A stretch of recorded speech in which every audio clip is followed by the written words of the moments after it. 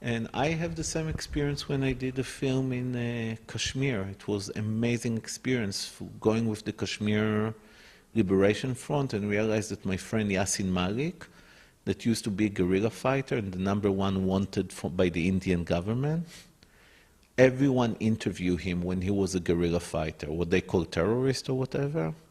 Then the guy, Yasin Malik, after he was really maybe dead and resurrected, I can say, he decided to move the whole movement to non-violence.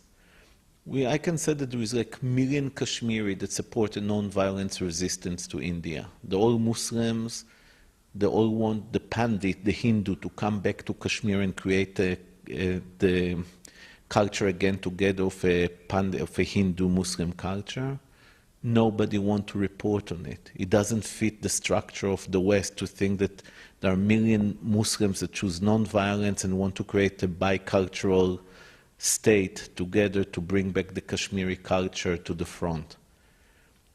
This was an amazing lesson for me, how it's important for us to create solidarity, because the globalization, it's all the country in power, they're working together. And we, as the resistance, we work separate in each place. And that's a mistake, I think.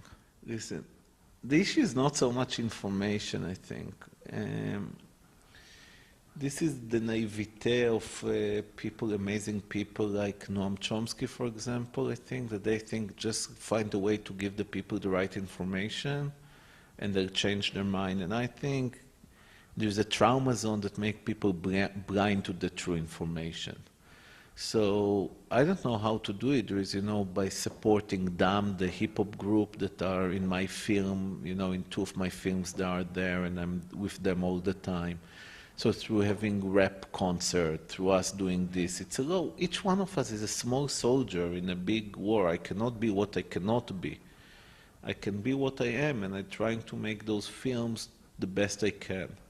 And I go to the street to speak to people. So, I'm going to colleges, I get speaks, but take people out of PlayStation, I don't know if it's my role, really. Maybe it's better to play in PlayStation and not become productive citizen of the country, I don't know. But, first of all, it's like this song, change your heart, look around you. So the question, how I can change the heart of people, how they can be, because only if the heart will be on the right place, they can look around them and see the atrocities in this world. How do you do it? Each one of us do it in his own way. You have your art and struggle, I have my movies and my collaboration, we're doing meetings, we're going to colleges, we're doing the BDS, we're calling people for solidarity. We try to explain to people that to be part of an active group, it's also a pleasure, it's not only sacrifice, that there is something to say about the beauty of trying to change the world. There's something nice to say about the energy of the togetherness, that sometimes this narcissistic tension of those kids in the West, that all they want is, it's really in the end bringing to melancholy, because it's creating kind of you're so into yourself and into your individualism, that in the end, more, it's like the way Lacan speak about Jewish sound, more you want, more it's a death drive. And this is something people can feel if you explain it to them correctly and you show them.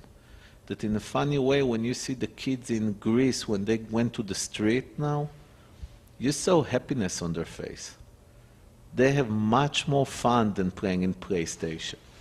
So they also fight for the right thing, don't misunderstand me. But it's also something to say also for the Jewish sound there, of the happiness in these places.